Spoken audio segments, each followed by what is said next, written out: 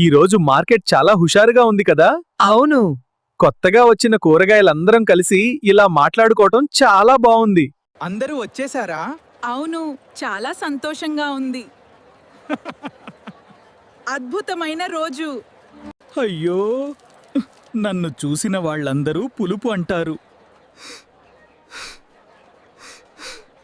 కాని పప్పులో గోంగూరను వేస్తే మాత్రం చేతులు నాకుకుంటూ తింటారు అని గోంగూర బాధపడింది. నన్ను చూడండి, నేను ఎంత పొడుగ్గా ఉంటానో. నిజమే, మీరు చాలా పొడుగ్గా ఉన్నారు. అద్భుతం.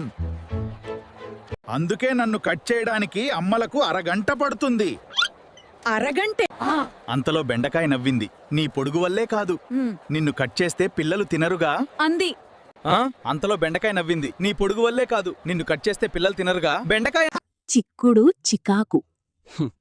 చిక్కుడు కోపంగా, నన్నెందుకిలా విరిచి చూస్తారు? నా లోపల గింజలున్నాయో లేదో చూసి నిర్ణయం తీసుకుంటారు అంది. బంగాళదుంప వెంటనే, అదేమీ కాదు, నన్నైతే బస్తాలో వేసి తూకం చూస్తారు. కూరగాయల ప్రపంచంలో బాడీ షేమింగ్ ఎక్కువ అన్నాడు. వంకాయ డ్రామా. వంకాయ స్టైల్గా ముందుకొచ్చి, నన్నందరూ రాజకుమార్తె అంటారు, కాని ఇంట్లో పిల్లలు మాత్రం ఈరోజు వంకాయా అని మొహం పెడతారు అంది.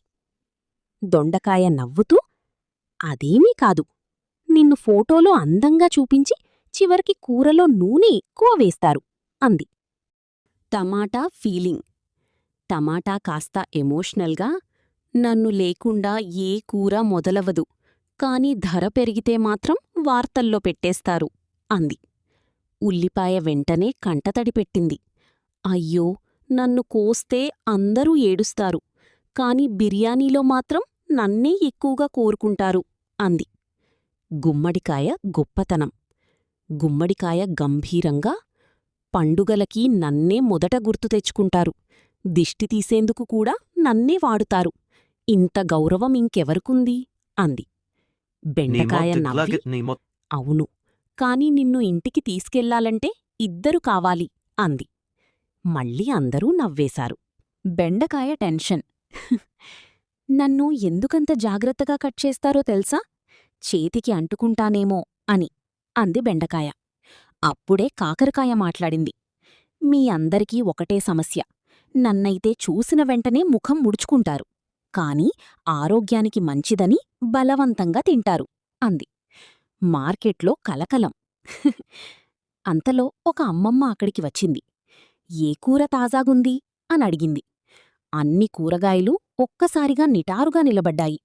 టమాటా ఎర్రగా మెరిసింది, వంకాయ పొట్టిగా సెట్టయింది, బెండకాయ నిటారుగా పడుకుంది, బంగాళదుంప మాత్రం బస్తాలో దాక్కుంది.